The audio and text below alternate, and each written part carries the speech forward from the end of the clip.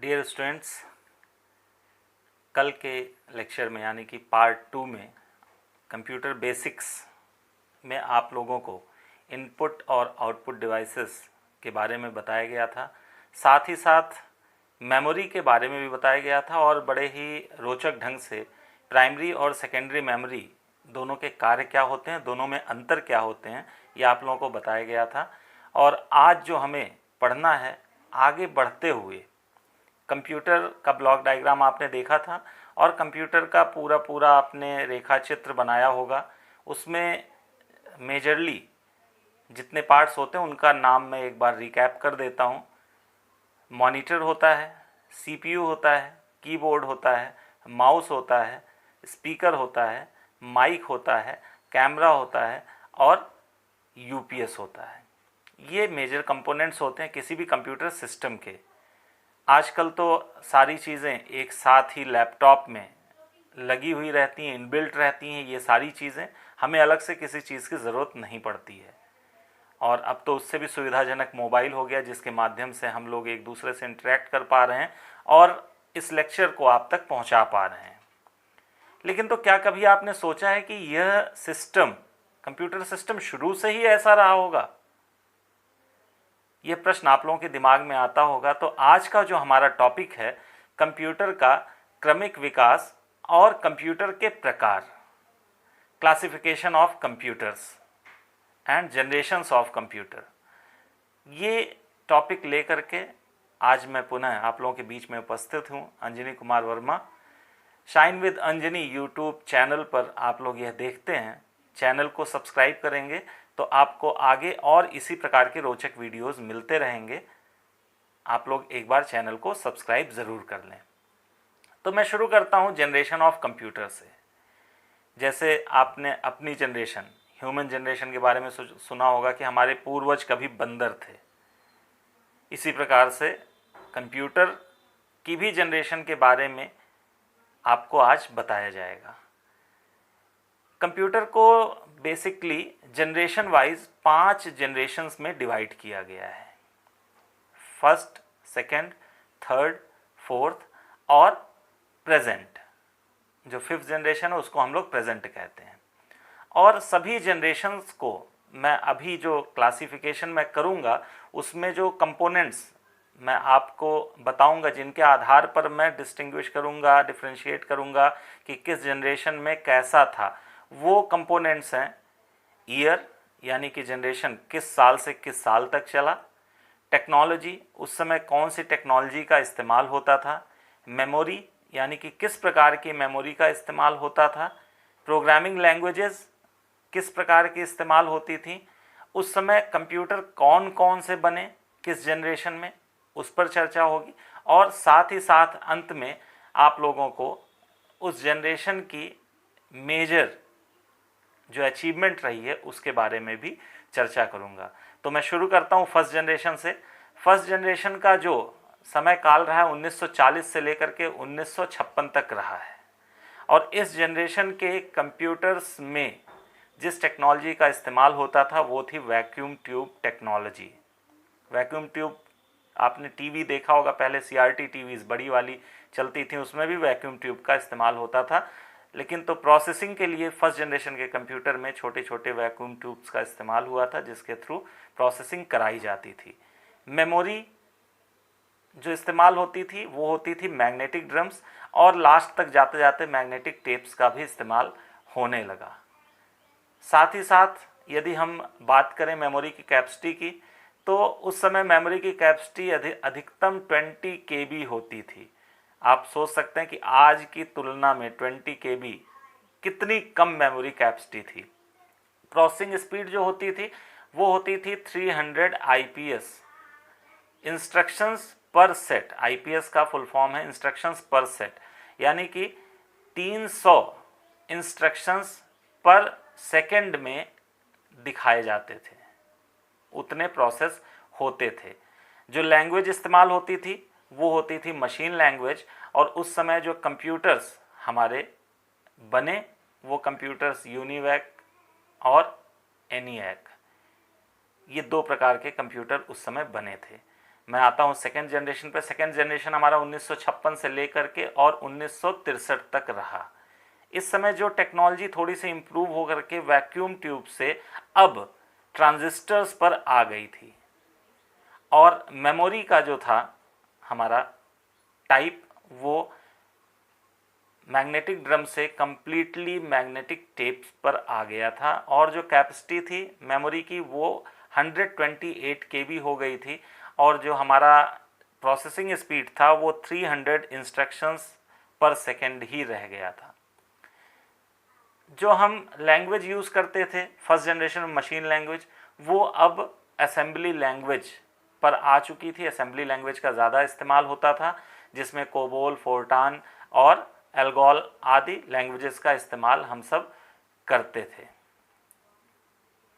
फिर अगर हम बात करते हैं कंप्यूटर्स की, तो कंप्यूटर IBM कंपनी ने काफ़ी सारे कंप्यूटर बनाए, जिसमें मॉडल 1401, 7094, CDC 3600 और यूनिवैक का नया वर्जन आ गया था 1108। तो इस प्रकार से सेकेंड जनरेशन यहाँ तक चला, और उसके बाद थर्ड जनरेशन शुरू हो गया 1964 से लेकर के 1971 तक। और इस समय जो हमारी टेक्नोलॉजी यूज़ हुई अब ट्रांजिस्टर से बदल करके इंटीग्रेटेड सर्किट्स में आ गई थी, ICs में आ गई थी, IC चिप्स का इस्तेमाल होने लगा था। और यदि हम मेमोरी की बात करें तो मेमोरी KB से बढ़ करके MB में आ चुकी थी, 1 MB तक की मेमोरी का इस्तेमाल होता था, परंतु अभी भी हम मैग्नेटिक टेप्स का ही इस्तेमाल ज़्यादा कर रहे थे। कहीं कहीं पर फ्लॉपी डिस्क का भी इस्तेमाल शुरू हो गया था। थर्ड जनरेशन में बड़ी फ्लॉपी डिस्क होती थी। और जो हमारी स्पीड की बात हम करें तो स्पीड हमारी हो गई थी 1 MIPS, 1 मिलियन इंस्ट्रक्शंस पर सेकेंड। स्पीड हमारी काफ़ी इम्प्रूव हुई थर्ड जनरेशन में, और हम जो लैंग्वेजेस का इस्तेमाल करने लगे इस समय वो हाई लेवल की लैंग्वेजेस हो गई। जैसे कि मशीन से हम असेंबली पे आए, असेंबली के बाद फिर हाई लेवल लैंग्वेज, यानी कि C और C++ लैंग्वेज, जिस पर 9th और 10th के बच्चे प्रैक्टिकल वगैरह भी करते हैं, उसी लैंग्वेज का इस्तेमाल थर्ड जनरेशन में शुरू हो गया था। और अगर हम बात करें कंप्यूटर की तो IBM ने अपना एक मॉडल 360 सीरीज़ निकाला, और 1900 सीरीज़ भी IBM ने निकाल दिया। ये काफ़ी अच्छे कंप्यूटर थे थर्ड जनरेशन के, और पहले से काफ़ी इम्प्रोवाइज थे, और साइज़ में भी छोटे थे। साथ ही साथ इसमें मैल फंक्शनिंग नहीं थी। मैं आपको फिर से बता दूं, फर्स्ट जनरेशन के कंप्यूटर साइज़ में बहुत बड़े होते थे, जल्दी हीट हो जाते थे, और हीट होने की वजह से उसमें मैल फंक्शनिंग होने लगती थी। कंप्यूटर का एक वर्ड है मैल फंक्शनिंग। मैल फंक्शनिंग का तात्पर्य है कि रिजल्ट को उल्टा पुल्टा देना, यानी कि सही रिजल्ट ना देना, एक्यूरेट ना रहना रिजल्ट्स का। जैसे मैंने बताया था कंप्यूटर की एक करेक्टरिस्टिक है, सबसे मेन 3 करेक्टरिस्टिक्स में से एक थी एक्यूरेसी, शुद्धता। तो शुद्धता परिणामों में नहीं रह जाती थी, क्योंकि हीट होने की वजह से वो कार्य अपने प्रभावी ढंग से नहीं कर पाते थे। अब मैं आता हूँ फोर्थ जनरेशन में। ये फोर्थ जनरेशन 1971 से लेकर के और अब तक माना जा सकता है कि अभी तक हम फोर्थ जनरेशन में चल रहे हैं। और इसमें जिस टेक्नोलॉजी का यूज़ हो रहा है, अब माइक्रो प्रोसेसर्स का यूज़ होने लगा है। VLSI यानी कि very large scale integrated circuits का इस्तेमाल हम करने लगे हैं कंप्यूटर्स में। और मैग्नेटिक टेप्स की जगह हम मैग्नेटिक कोर मेमोरी यानी कि हार्ड डिस्क और बाकी नई नई टेक्नोलॉजी हमारी आ गई, जैसे कि मैग्नेटिक डिस्क आ गई। मैग्नेटिक डिस्क के बाद अभी इसी जनरेशन में लास्ट तक इम्प्रूव करते करते करते करते हम लोग ऑप्टिकल डिस्क की ओर बढ़ना शुरू कर चुके थे। यदि हम बात करते हैं इस समय के कंप्यूटर के स्पीड की, तो ये थर्ड जनरेशन से काफ़ी ज़्यादा बेहतर हो चुकी थी।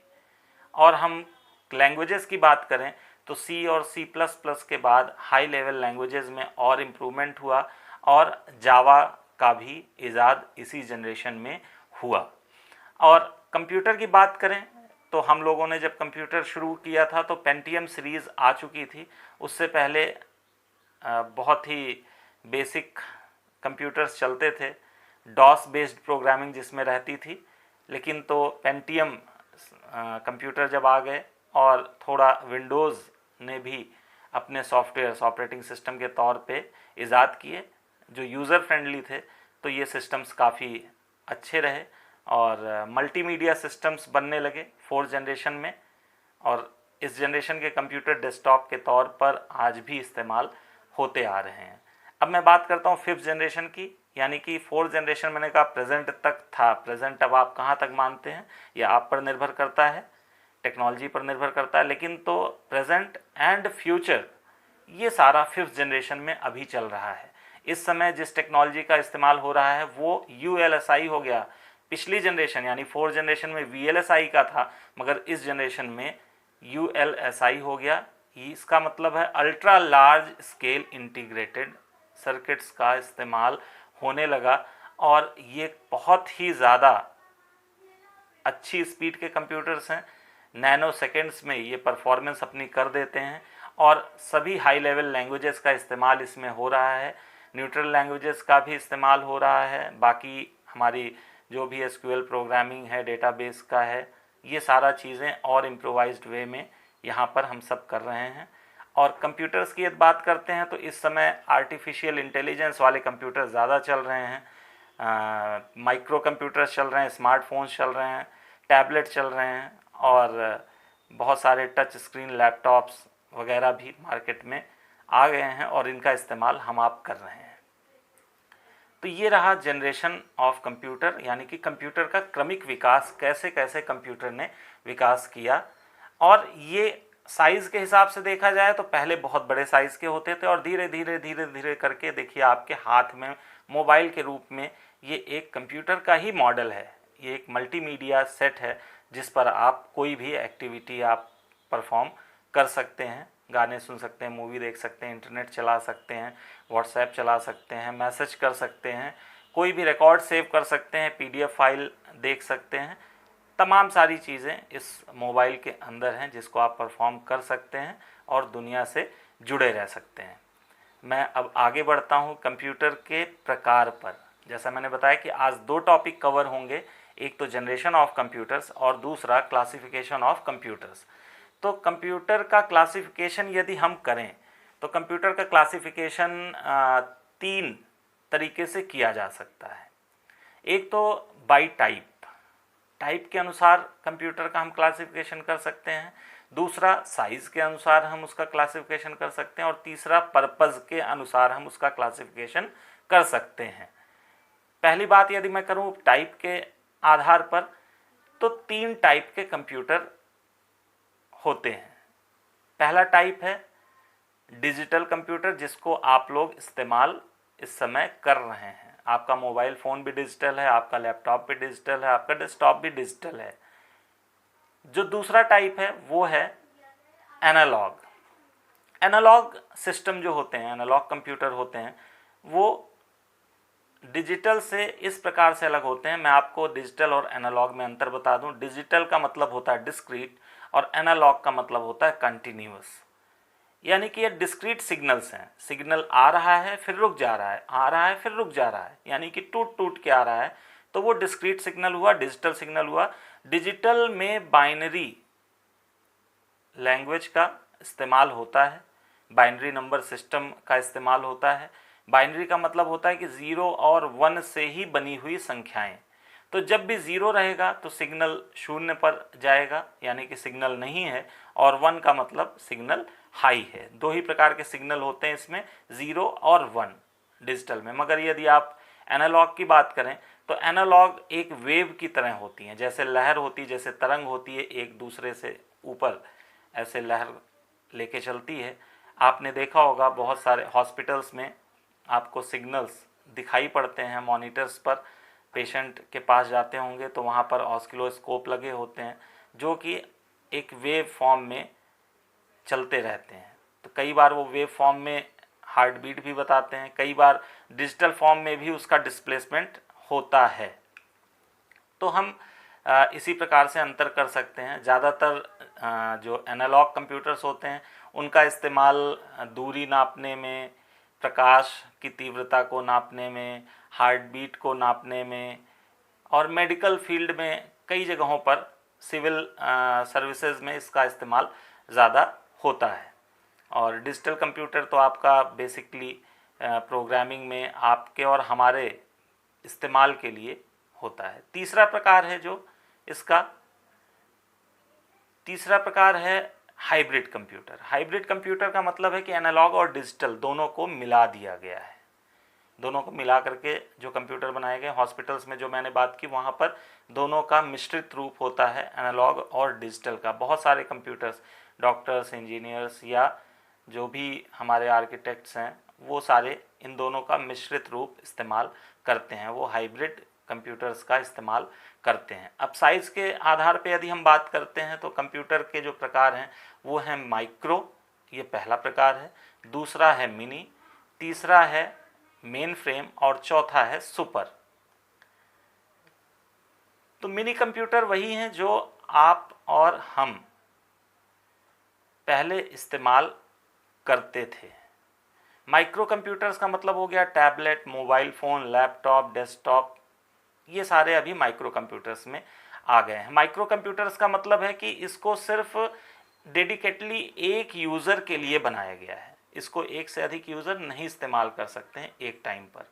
लेकिन तो माइक्रो कंप्यूटर के जगह अगर हम मिनी कंप्यूटर की बात करें तो मिनी कंप्यूटर को कई सारे लोग इस्तेमाल कर सकते हैं, जिसका इस्तेमाल बैंक में, ऑफिसेज में, इनकम टैक्स ऑफिसेज में और बहुत सारे दफ्तर हैं, डीएम के कार्यालय में, यहाँ पर मिनी कंप्यूटर्स का इस्तेमाल होता है, जिसको एक से अधिक यूज़र्स यूज़ कर सकते हैं और कई सारे लोग एक साथ अपने टास्क को उन सिस्टम्स पे परफॉर्म कर सकते हैं।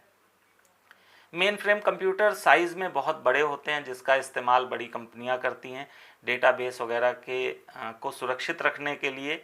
जैसे हम जो कुछ भी सेव करते हैं क्लाउड पर चला जाता है। क्लाउड का मतलब है कि किसी एक बड़े सिस्टम में जा कर के वो सेव हो रहा है और हमारा डेटा वहाँ पर सुरक्षित है। तो ये सब मेन फ्रेम कंप्यूटर्स हैं। मेन फ्रेम कंप्यूटर IBM ने पहले बनाया था, शुरुआत उसने की थी। और जो आखिरी प्रकार है सुपर कंप्यूटर्स यानी कि आर्टिफिशियल इंटेलिजेंस पर आधारित कंप्यूटर। आपने रोबोट्स देखा होगा कि ह्यूमन इंस्ट्रक्शंस को फॉलो करते हैं, वो सब सुपर कंप्यूटर्स हैं। बहुत सारे सुपर कंप्यूटर हैं जो कि हम जैसा चाहते हैं वैसा परफॉर्मेंस देते हैं और इनकी स्पीड बहुत अधिक होती है, इनकी मेमोरी बहुत अधिक होती है, इनकी सोचने और समझने की क्षमता इंसानों से कहीं बेहतर होती है, इनका परफॉर्मेंस बहुत अच्छा होता है सुपर कंप्यूटर्स का। और यदि हम पर्पज़ के हिसाब से क्लासीफाई करें, तीसरा टाइप मैं जो बता रहा हूँ पर्पज़ के हिसाब से, तो एक तो होता है कि जनरल पर्पज़ और एक होता है स्पेशल पर्पज़। जनरल पर्पज़ यानी कि हमारा आपका जैसे जनरल पर्पज़ है, हम सिर्फ कनेक्टिविटी के लिए एक मोबाइल फ़ोन का, एक कंप्यूटर का इस्तेमाल कर रहे हैं। लेकिन तो कुछ स्पेशल पर्पज़ कंप्यूटर होते हैं जो डेडिकेटली किसी स्पेशल काम के लिए बनाए जाते हैं। जैसे आप मॉल्स में जाते हैं, सुपर मॉल्स में, बिग बाज़ार में जाइए तो वहाँ पर आप देखते होंगे कि स्पेशल कंप्यूटर्स आपको दिखाई पड़ते होंगे जिसमें टच स्क्रीन होता है, बिलिंग वगैरह के लिए उसका इस्तेमाल किया जाता है। आप जाएंगे रेलवे स्टेशन पे, वहाँ भी स्पेशल पर्पज़ कंप्यूटर्स होते हैं जो टिकट को बुक करने के लिए ही स्पेशली मैन्युफैक्चर किए जाते हैं, उनके सॉफ्टवेयर उसी के हिसाब से डिज़ाइन किए जाते हैं। लेकिन तो जनरल पर्पज़ वाले कंप्यूटर तो हमारे आपके बीच में बहुत सारे हैं, इस पर बहुत ज़्यादा चर्चा करने की आवश्यकता नहीं है। तो मैंने आपको जनरेशन ऑफ कंप्यूटर्स बताया। जनरेशन ऑफ कंप्यूटर्स का एक क्विक रिकैप मैं आपको बता दूं। इसका जो टाइम रहा फर्स्ट जनरेशन का 1940 से 1956 तक, फिर 1956 से 1963 तक, फिर आया 1964 से 1971 तक, चौथी जनरेशन 1971 से प्रेजेंट तक और पांचवी जनरेशन प्रेजेंट से और फ्यूचर तक। टेक्नोलॉजी वाइज बात करें तो उस समय की टेक्नोलॉजी से और अब की टेक्नोलॉजी बहुत बेहतर है। मेमोरी वाइज भी बहुत इम्प्रूवमेंट हुआ है। प्रोग्रामिंग लैंग्वेजेस आपकी मशीन लैंग्वेज से शुरू होकर के और अब हाई लेवल लैंग्वेज पर पहुंच चुकी है। कंप्यूटर्स का साइज़ मैंने बताया कि बड़े साइज़ से छोटे पे आ गए, हीटिंग ज़्यादा होती थी, मेल फंक्शनिंग होती थी, वो सब अब ख़त्म हो गए हैं। तो आज मैं आपको सिर्फ 2 क्वेश्चन दूंगा। पहला क्वेश्चन है, इसको एलेबोरेट आपको करना है जनरेशन ऑफ कंप्यूटर्स को, और दूसरा है क्लासिफिकेशन ऑफ कंप्यूटर्स को एलेबोरेट करना है। आशा है कि आपको ये वीडियो पसंद आया होगा और आपके काम का होगा। और ये इतिहास था कंप्यूटर का। हो सकता है थोड़ा सा आपको इसमें बोरिंग लगा हो, लेकिन तो आपके पाठ्यक्रम के अनुसार यह ज़रूरी था, इसलिए इसको ध्यान से सुन करके फिर से और इसके दोनों प्रश्नों को आप हल करें। आप सभी को वीडियो देखने के लिए बहुत बहुत धन्यवाद। नोटिफिकेशन आपको आता रहे इसलिए सब्सक्राइब करने के बाद बेल आइकॉन को ज़रूर दबाएं। Thank you very much.